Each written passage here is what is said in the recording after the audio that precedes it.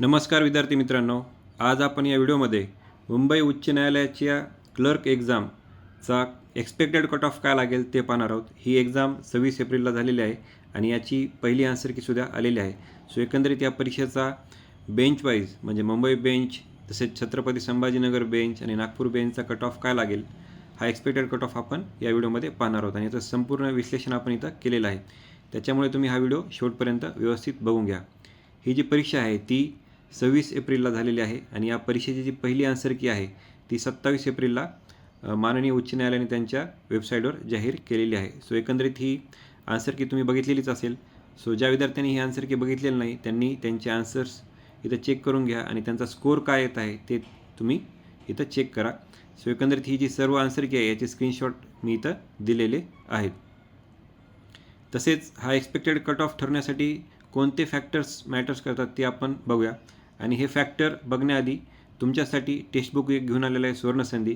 टेक्स्टबुकचा जो grand pass आहे त्याचा सेल सुरू आहे आणि या सेलचा जे 2 दिवसच राहिलेले आहेत 29 आणि 30 एप्रिल या सेलमध्ये तुम्हाला हा जो ग्रँड पास आहे म्हणजे सर्व परीक्षांसाठी हा एकच पास आहे। आधी टेक्स्टबुकचा pass pro max pass elite असे पास असायचे त्याच्यामुळे फीस जास्त द्यावी लागायची, पण आता हा एकच पास आहे आणि हा पास तुम्हाला 439 रुपयामध्ये मिळेल। याच्यामध्ये कोणतीही प्लॅटफॉर्म फी नाही किंवा एक्स्ट्रा चार्जेस नाहीत आणि हा पास 499ला आहे, पण तुम्ही आपला हा जो कोड आहे MPSW हा जर इथं अप्लाय केला तर हा जो पास आहे तो तुम्हाला 439ला मिळेल आणि याची लिंक आपण डिस्क्रिप्शन बॉक्समध्ये दिलेली आहे। या लिंकवर क्लिक केल्यानंतर आपोआप हा कोड इथं लागू होईल।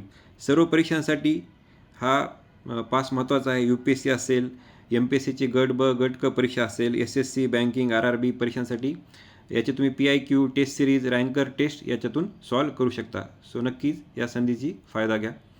सो कट ऑफ ठरणारे जे महत्त्वाचे घटक आहेत ते आपण आता बघूया।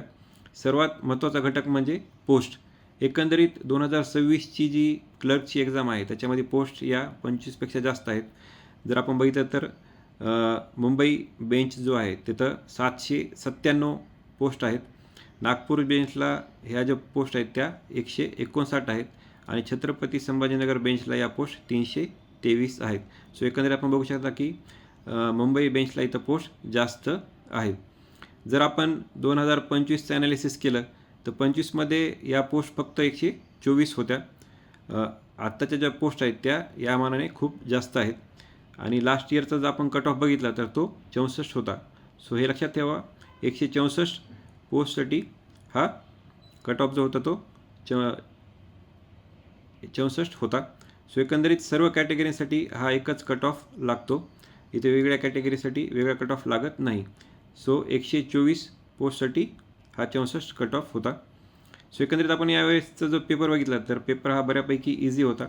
फक्त इथं काही विद्यार्थ्यांना असा प्रॉब्लेम झाला आहे की त्यांचे 4-5 क्वेश्चन इथं सॉल्व करायचे राहिलेले आहेत। काही जणांना गणित सॉल्व करण्यामध्ये टाईम गेलेला आहे, तसेच काही जणांना कॉम्प्युटरचे जे प्रश्न आहेत ते मॉडरेट वाटलेले आहेत। सो एकंदरीत आपण बघू शकता की आत्ता फक्त पहिली आन्सर की आलेली आहे आणि या परीक्षेची रिवाईज आन्सर कीसुद्धा येणार आहे। जर 2000ची आपण रिवाईज आन्सर की इथं बघितली त्याच्यामध्ये काही क्वेश्चन इथं कॅन्सल झालेले आहेत आणि कॅन्सल झालेल्या क्वेश्चन्सचा जो 1 मार्क आहे तो सर्वांनाच मिळतो। तसेच इथं एका क्वेश्चनचे 2 ऑप्शन दिलेले आहेत। सो अशा प्रकारे चेंजेस या परीक्षेच्या आन्सर कीमध्ये सुद्धा होऊ शकतात। सो हा एक महत्त्वाचा फॅक्टर आहे। सो आता आपण बघूया की एक्सपेक्टेड कट ऑफ नेमका किती लागेल। मुंबई बेंचला पोस्ट जास्त आहेत आणि पेपर बऱ्यापैकी इझी टू मॉडरेट होता। सो त्याच्यानुसार जर आपण बघितलं तर मुंबई बेंचचा जो एक्सपेक्टेड कट ऑफ आहे तो 58 ते 60मध्ये लागेल। तसेच छत्रपती संभाजीनगरमध्ये सुद्धा 300+ जागा आहेत।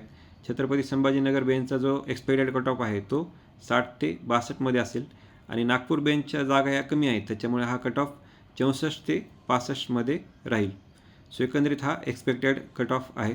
सो ज्या विद्यार्थ्यांचे बऱ्यापैकी चांगला स्कोर आहे त्यांनी टायपिंगची प्रॅक्टिस करा, रिझल्टची वाट बघू नका। टायपिंगला प्रॅक्टिस इथं खूप महत्त्वाची आहे। सो ही प्रॅक्टिस तुम्ही इथं डेली सुरू ठेवा। सर्वांना रिझल्टसाठी शुभेच्छा। धन्यवाद।